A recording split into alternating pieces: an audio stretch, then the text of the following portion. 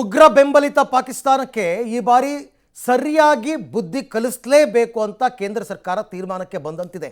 ಯಾಕೆಂದರೆ ಇವರ ತೊಂದರೆ ಆಗಾಗ್ಗೆ ಭಾರತದ ಮೇಲೆ ನಡೀತಾನೆ ಇರುತ್ತೆ. ಅದು ಉಗ್ರರ ಮೂಲಕ ನೇರವಾಗಿ ಯುದ್ಧ ಮಾಡುವಂತಹ ಶಕ್ತಿ ಸಾಮರ್ಥ್ಯ ಪಾಕಿಸ್ತಾನಕ್ಕಿಲ್ಲ. ಹಾಗಾಗಿ ಉಗ್ರರನ್ನು ನುಸುಳಿಸಿ ಭಾರತದ ಗಡಿಯೊಳಕ್ಕೆ ಆಗಾಗ್ಗೆ ಕಿರುಕುಳವನ್ನು ಕೊಡ್ತಕ್ಕಂಥ ಪ್ರತೀತಿಯನ್ನು ಇಟ್ಕೊಂಡಿದೆ ಪಾಕಿಸ್ತಾನ. ಹಾಗಾಗಿ ಉಗ್ರ ಬೆಂಬಲಿತ ಪಾಕಿಸ್ತಾನದ ವಿರುದ್ಧ ಭಾರತದ ಯುದ್ಧ ಫಿಕ್ಸಾ ಅನ್ನುವಂತಹ ಪ್ರಶ್ನೆ ಮೂಡ್ತಾ ಇದೆ.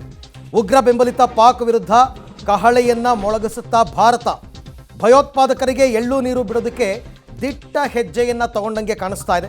ಪಹಲ್ಗಾಮ್ ನರಮೇಧಕ್ಕೆ ಪ್ರತೀಕಾರ ಶತಸಿದ್ಧನ. ಭಾರತೀಯ ಸೇನೆಗಳಿಗೆ ಪ್ರತೀಕಾರದ ಪರಮಾಧಿಕಾರವನ್ನು ಪ್ರಧಾನಿ ಮೋದಿ ಅವರು ಕೊಟ್ಟಿದ್ದಾರೆ. 3 ಸೇನೆಗಳಿಗೆ ಮೋದಿ ಸಂಪೂರ್ಣ ಸ್ವಾತಂತ್ರ್ಯ. ಯಾವುದೇ ಕ್ಷಣದಲ್ಲೂ ಪ್ರತೀಕಾರದ ಕಾರ್ಯಾಚರಣೆ ಆರಂಭ ಆಗ್ಬೋದು. ನಿನ್ನೆ CDS ಜೊತೆ ನಡೆದಂತಹ ಸಭೆಯಲ್ಲಿ CDS